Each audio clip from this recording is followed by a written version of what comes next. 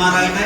ഇവിടെ ആയിരിക്കുന്ന എല്ലാവരെയും യേശുക്രിസ്തുവിന്റെ നാമത്തിൽ ഞങ്ങളുടെ പ്രോഗ്രാമിലേക്ക് സ്വാഗതം ചെയ്യുന്നു. നിങ്ങൾക്ക് എല്ലാവർക്കും അറിയാവുന്ന ഒരു മിഷണറിയാണ് വില്യം കെറി. നമ്മുടെ ലണ്ടനിൽ നിന്നും നമ്മുടെ സ്വന്തം ഭാരതത്തിലേക്ക് പോയി സുവിശേഷം അറിയിച്ച അദ്ദേഹത്തിന് അനേക ആത്മാക്കളെ നേടുവാൻ ദൈവം കൃപ ചെയ്തു. അദ്ദേഹത്തിന്റെ ജീവിതത്തിലെ ചില ഏടുകൾ മാത്രം ഒരു കഥാപ്രസംഗ രൂപേണ നിങ്ങളുടെ മുമ്പിൽ അവതരിപ്പിക്കാനാണ് ഞങ്ങൾ ആഗ്രഹിക്കുന്നത്. ഈ പ്രോഗ്രാമിൽ എന്തെങ്കിലും തെറ്റുകുറവുകൾ ഉണ്ടെങ്കിൽ എല്ലാവരും ക്ഷമിക്കുക.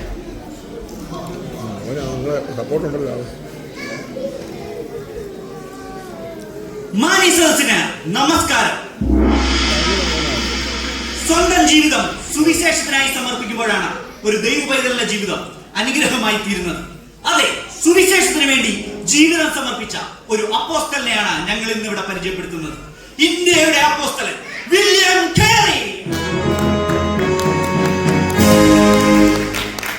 ദൈവിക ദർശനത്തിന് വേണ്ടി അന്ത്യം വരെ പോരാടിയ ദൈവദാസൻ ദൈവത്തിങ്കൽ നിന്ന് വൻ കാര്യങ്ങൾ പ്രതീക്ഷിച്ച് ദൈവത്തിന് വേണ്ടി വൻ കാര്യങ്ങൾ ചെയ്തു. ബംഗാളിൽ മണ്ണിൽ ഇംഗ്ലണ്ടിൽ നിന്നും വില്യം കെറി വന്നു. സുവിശേഷത്തിൻ ജ്വാലയുമായി ബംഗാളിൽ മണ്ണിൽ ഇംഗ്ലണ്ടിൽ നിന്നും വില്യം കെറി വന്നു. സുവിശേഷത്തിൻ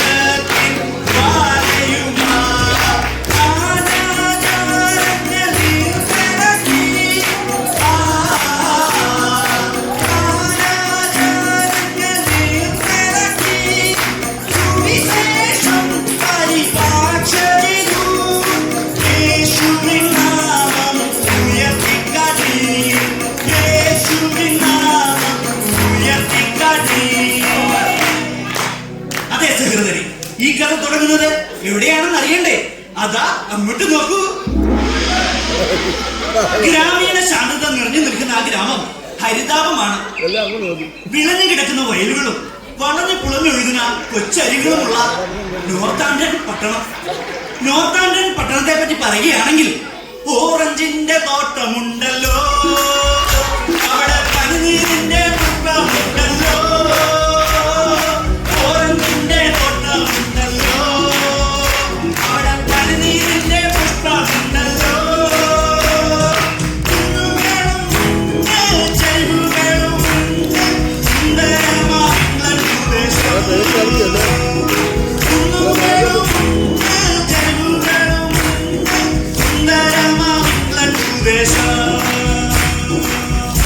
അതേ സ്നേഹിതരെ, ഓറഞ്ചിന്റെ തോട്ടവും പനിനീരിന്റെ പുഷ്പമുള്ള ഇംഗ്ലണ്ടിലെ നോർത്താംപ്ടൺ പട്ടണത്തിൽ 1761 ഓഗസ്റ്റ് മാസം 17-ാം തീയതി നമ്മുടെ കഥാനായകൻ ജനിച്ചു.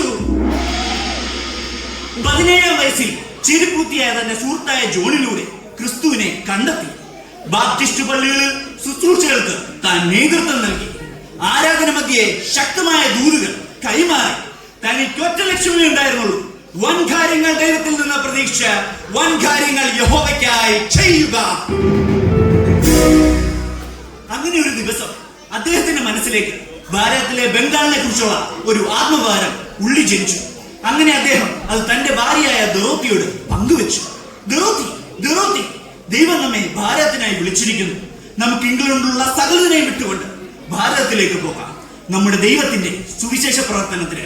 ആഴ്ചകൾ മാത്രം പ്രായമുള്ള തങ്ങളുടെ കുഞ്ഞിനെ കൈലേന്തിക്കൊണ്ട് അവൾ ഇങ്ങനെ പറഞ്ഞു: നിങ്ങൾ പറഞ്ഞാൽ ഞാൻ വരുമെന്ന് ഒരിക്കലും നിനക്കേണ്ട. കുഞ്ഞിനെ ഉപേക്ഷിച്ചിട്ട് ഭാരതത്തിലേക്കില്ല. നിങ്ങൾ പറഞ്ഞാൽ ഞാൻ വരുമെന്ന് ഒരിക്കലും നിനക്കേണ്ട. കുഞ്ഞിനെ ഉപേക്ഷിച്ചിട്ട് ഭാരതത്തിലേക്കില്ല. ഇല്ല, ഇല്ല, ഒരിക്കലുമില്ല. ഇല്ല, ഇല്ല, ഒരിക്കലുമില്ല. ഞാൻ വരികയില്ല. ഇല്ല, ഇല്ല, ഒരിക്കലുമില്ല. ഇല്ല, ഇല്ല, ഒരിക്കലുമില്ല. ഞാൻ വരികയില്ല. ഭാര്യയുടെ ഈ വാക്കുകൾ കേട്ട് താൻ ഒട്ടും നിരാശനായില്ല. ദൈവം തന്നെ കൂടെയുണ്ടെന്ന് കേറിക്ക് നല്ല വിശ്വാസമുണ്ടായിരുന്നു. തനിക്ക് ദർശനം തന്ന ദൈവം തന്റെ ഭാര്യയോടും സംസാരിക്കുമെന്ന് കേറിക്ക് നല്ല ബോധ്യമുണ്ടായിരുന്നു. അതെ, അതങ്ങനെ തന്നെ സംഭവിച്ചു. വില്യം കേറി കുടുംബവും സുവിശേഷത്തിനായി ഭാരതത്തിലേക്ക് പുറപ്പെട്ടു. കപ്പൽ മാർഗം താൻ യാത്ര ആരംഭിച്ചു. എന്തെന്നില്ലാത്ത സന്തോഷം തന്റെ ഹൃദയത്തിൽ അലയടിച്ചു. പെട്ടെന്നാണ് അത് സംഭവിച്ചത്. വലിയ കാറ്റും കോളും തിരമാലകളും ആഞ്ഞടിക്കുന്നു. കപ്പലാടി ഉലയുന്നു. ശക്തമായ കാറ്റും മഴയും ഇത് കണ്ടവർ ഭയപ്പെട്ടു. എന്നാൽ തന്റെ കൂടെ ഉണ്ടായിരുന്ന മിഷണറി പ്രവർത്തകർ കേറിയ കുടുംബത്തെ നോക്കിയിട്ട് ഇങ്ങനെ പറഞ്ഞു: ഇന്ത്യയിലേക്കു യാത്ര ചെയ്യും കേറി കുടുംബമേ, ഓളങ്ങൾ കണ്ടു നീ ഭയപ്പെടേണ്ട. ഇന്ത്യയിലേക്കു യാത്ര ചെയ്യും കേറി കുടുംബമേ, ഓളങ്ങൾ കണ്ടു നീ ഭയപ്പെടേണ്ട. വഞ്ചനകൾ ദൈവം ചെയ്യും, ഉറപ്പോടെ ബലത്തോടെ യാത്ര ചെയ്യാം. വഞ്ചനകൾ ദൈവം ചെയ്യും, ഉറപ്പോടെ ബലത്തോടെ യാത്ര ചെയ്യാം. അങ്ങനെ പ്രതികൂലങ്ങൾ നിറഞ്ഞ 5 മാസങ്ങൾ കടൽക്കാറ്റിനെതിരെ പോരാടി ഇരുട്ടിന്റെ മറവിൽ അവർ ഇന്ത്യൻ തീരത്തെത്തി. അങ്ങനെ അവർ മനോഹരമായ ഒരു ഗ്രാമത്തിൽ എത്തിച്ചേർന്നു. ആ ഗ്രാമത്തിന്റെ പ്രത്യേകത എന്താണെന്ന് നിങ്ങൾക്കറിയണ്ടേ? സുന്ദരമാം പട്ടണമേ, മനംകവരും കാഴ്ചകളും. സുന്ദരമാം പട്ടണമേ, മനംകവരും കാഴ്ചകളും. ജിജ്ഞാസികൾ, ഉത്സാഹികൾ, ആധ്വാനിക്കും പൗരന്മാരും. ജിജ്ഞാസികൾ, ഉത്സാഹികൾ, ആധ്വാനിക്കും പൗരന്മാരും. അതെ, ലോകത്തിലെ സുന്ദരമായ പട്ടണങ്ങളിലൊന്ന്. മനം കവരുന്ന കാഴ്ചകളും അവിടെ ഉണ്ടായിരുന്നു. അധ്വാനശീലരായ ജനങ്ങൾ, മനം കുളിരുന്ന കാലാവസ്ഥ. ഒട്ടും സമയം കളയാതെ നമ്മുടെ കഥാനായകൻ ഭാരതത്തിൽ വന്ന ഉദ്ദേശം നിവർത്തിക്കുക തീരുമാനിച്ചു. വീടിന് പുറത്തിറങ്ങി ഒരു തെരുവിൽ വന്ന അവിടെയുള്ള ഗ്രാമവാസികളോട് സുവിശേഷം ഇങ്ങനെ പ്രസംഗിക്കുവാൻ തുടങ്ങി: സഹോദരീ സഹോദരന്മാരെ, അളവില്ലാത്ത ദൈവസ്നേഹത്തെ കുറിച്ച് പറയുവാനാണ് ഞങ്ങൾ ഇന്നിവിടെ വന്നിരിക്കുന്നത്. എന്നാൽ സുഹൃത്തുക്കളെ, പ്രസംഗം തുടങ്ങി അവസാനിക്കുന്നതിന് മുമ്പ് പെട്ടെന്ന് സംഭവിച്ചു. ആരോഗ്യവാനായ ഒരു പടയാളി കുതിരപ്പുറത്ത് പാഞ്ഞു വന്നിട്ട് വില്യം കേറിയുടെ കയ്യിൽ കയറി പിടിച്ചിട്ട് പറഞ്ഞു: നിർത്തൂ, ഇവിടെ സുവിശേഷ പ്രവർത്തനങ്ങൾ ഈസ്റ്റ് ഇന്ത്യ കമ്പനി നിരോധിച്ചിരിക്കുന്നു. നിങ്ങൾക്ക് നിങ്ങളുടെ നാട്ടിലേക്ക് മടങ്ങിപ്പോകാം. നിരാശനായ വില്യം കേറി തന്റെ ഭവനത്തിലേക്ക് മടങ്ങിപ്പോകുമ്പോൾ തന്റെ ഹൃദയത്തോട് ദൈവം ഇങ്ങനെ സംസാരിച്ചു: ബന്ധനമോ പല തടസ്സങ്ങളോ ബംഗാളിലുണ്ട്, അതിലൊരു നാളും താരാതെ ബന്ധനമോ പല തടസ്സങ്ങളോ ബംഗാളിലുണ്ട്, അതിലൊരു നാളും താരാതെ സുവിശേഷത്തിൻ വാതിലുകൾ ദൈവം തുറന്നിടും. സുവിശേഷത്തിൻ വാതിലുകൾ ദൈവം തുറന്നിടും. അല്പമാശ്വാസത്തോടുകൂടി താൻ തന്റെ ഭവനത്തിലെത്തിയപ്പോൾ അവിടെ ഏതാ തന്റെ ഭാര്യയായ ദൊറോത്തിയുടെ നിലവിളി ശബ്ദം ഉയരുന്നു. എന്താണെന്നറിയാൻ താൻ ഭവനത്തിലേക്ക് ഓടിയെത്തി. ദൊറോത്തി, ദൊറോത്തി, എന്തുപറ്റി? എന്തിനാണ് നീ ഇങ്ങനെ നിലവിളിക്കുന്നത്? വില്യം കേറിയുടെ ഭാര്യ നെഞ്ചു പൊട്ടി കരഞ്ഞുകൊണ്ട് വില്യം കേറിയെ കെട്ടിപ്പിടിച്ചുകൊണ്ട് പറഞ്ഞു: നമ്മുടെ മകൻ കണ്ണു തുറക്കുന്നില്ല. അവന്റെ ശരീരം മുഴുവൻ പനിച്ചു വിറയ്ക്കുന്നു. നമ്മുടെ കുഞ്ഞിന് എന്ത് പറ്റി? ഇനി നമ്മൾ എന്ത് ചെയ്യും? തന്റെ ഭാര്യയുടെ നിരാശ വാക്കുകൾ കേട്ട് മനസ്സ് തകർന്ന വില്യം കേറി തനിക്കാവുന്നതൊക്കെ തന്റെ പിഞ്ചു കുഞ്ഞിനെ രക്ഷിക്കാൻ വേണ്ടി അദ്ദേഹം ചെയ്തു.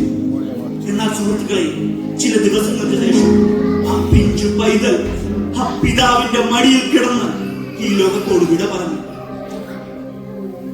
ആ പിതാവ് തന്റെ സ്വന്തം മകന്റെ ശരീരം സ്വയം കുഴിച്ച കുഴിയിൽ മറവ് ചെയ്യുമ്പോൾ ആ മാതാവ് അലറി വിളിച്ച് കരഞ്ഞുകൊണ്ട് പറഞ്ഞു: പൊന്നു മകനെ, നീ പോവുകയോ? അമ്മയെ വിട്ടു നീ പോവുകയോ? എന്തിനാ മോനെ നീ പോകുന്നത്?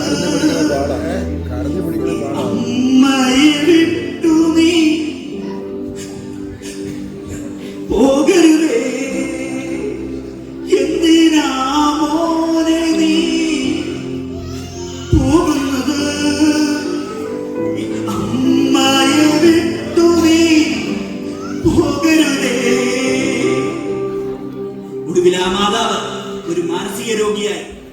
എന്നാൽ ഇതുകൊണ്ടൊന്നും വില്യം കേറി തളർന്നില്ല. പ്രതികൂലത്തിന്റെ ചടുല നൃത്തമാടുന്ന തിരമാലകളെ മുഴുവൻ ചവച്ചരച്ച് ചാറില്ലാത്ത ചണ്ടിയാക്കി ചരിത്രത്തിന്റെ ചവറ്റുകുട്ടയിലിട്ട് തൊപ്പിക്കളഞ്ഞു നമ്മുടെ കഥാനായകനായ വില്യം കേറി. സ്വന്തമായ അച്ചടിശാല തുടങ്ങി ലോകപ്രശസ്തമായ സെറാംപൂർ ബൈബിൾ കോളേജ് ആരംഭിച്ചു. അങ്ങനെയിരിക്കെ ഒരു ദിവസം ചുറ്റും മലനിരകളും കാട്ടുമൃഗങ്ങളുമുള്ള ഒരു ഗ്രാമത്തിലൂടെ വില്യം കേറി കടന്നു പോകുമ്പോൾ സമയം ഉഷസന്ധ്യ. ഒരു അരുവിയുടെ തീരത്ത് അതാ ഒരു ആൾക്കൂട്ടം. ഒരു സ്ത്രീയുടെ നിലവിളി ശബ്ദം അവിടെ കേൾക്കാം. ഒരു ചിതയിൽ നിന്ന് പൊങ്ങി വരുന്ന പുകപടലങ്ങൾ. ഇത് കണ്ട വില്യം കേറി ചോദിച്ചു, എന്തിനാണ് നിങ്ങൾ ഈ സ്ത്രീയെ വലിച്ചിഴിച്ചുകൊണ്ട് ആ ചിതയിലേക്ക് കൊണ്ടുപോകുന്നത്? എന്താണെന്ന് പറയും, ആരാണിവർ? അവർ തിരിഞ്ഞു നോക്കി ഇപ്രകാരം പറഞ്ഞു, മരിച്ചവരുടെ ഭാര്യയാണിവൾ, ആ ചിതയിലേക്കു ഞങ്ങൾ ഇവളെ കൊണ്ടുപോകുന്നു. മരിച്ചവരുടെ ഭാര്യയാണിവൾ, ഞങ്ങൾ ഇവളെ ചിതയിലേക്ക് കൊണ്ടുപോകുന്നു.